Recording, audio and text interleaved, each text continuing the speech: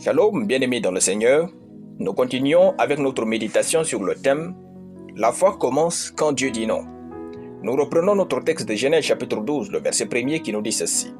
« Va-t'en de ton pays, de ta patrie et de la maison de ton père, dans le pays que je te montrerai. » Alléluia. Dans votre marche avec Dieu, il faut vous exercer à ne pas auger votre intimité avec lui à partir des exaucements de vos prières.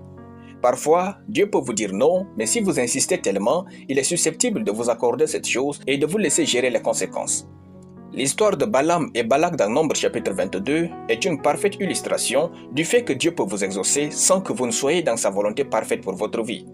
Ainsi, quand nous disons que la foi débute lorsque Dieu dit non, nous voulons que vous voyez la foi en Dieu comme un voyage vers l'inconnu que nous entreprenons sur la terre. Ne soyez pas figés sur le nom du thème.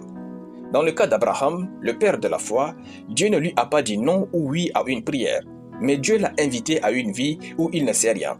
Si vous comprenez tout ce qui se passe actuellement dans votre vie, il est fort probable que vous ne soyez pas dans la volonté parfaite de Dieu.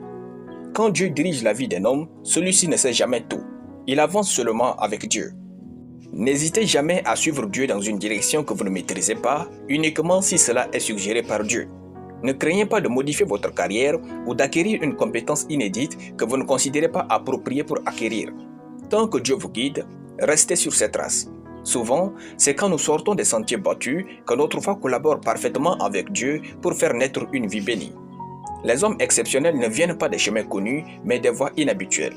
S'il est vrai que la foi est un voyage avec Dieu vers l'inconnu, faites votre expérience de la foi et devenez un emblème de foi. N'ayez jamais peur d'avoir une vie unique, ayez juste peur que votre histoire ressemble à celle de tout le monde. Dieu n'a pas de photocopieuse, il est original. Il écrit des histoires inédites avec des hommes ordinaires qui ont choisi d'être extraordinaires. La foi triomphe toujours. Suivez Dieu comme Abraham et réussissez.